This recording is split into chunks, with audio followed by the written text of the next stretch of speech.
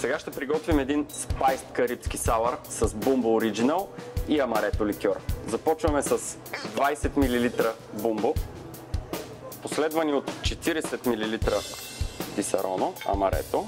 Добавяме 30 мл прясно изцеден сок от лимон, една бар лъжица захарен сироп, направен в съотношение 1:1 вода и захар и белтъкът от едно яйце.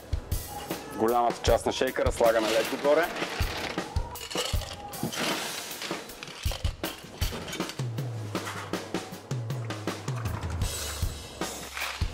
И шейкваме енергично всички съставки. Използваме техника на двойно прецеждане.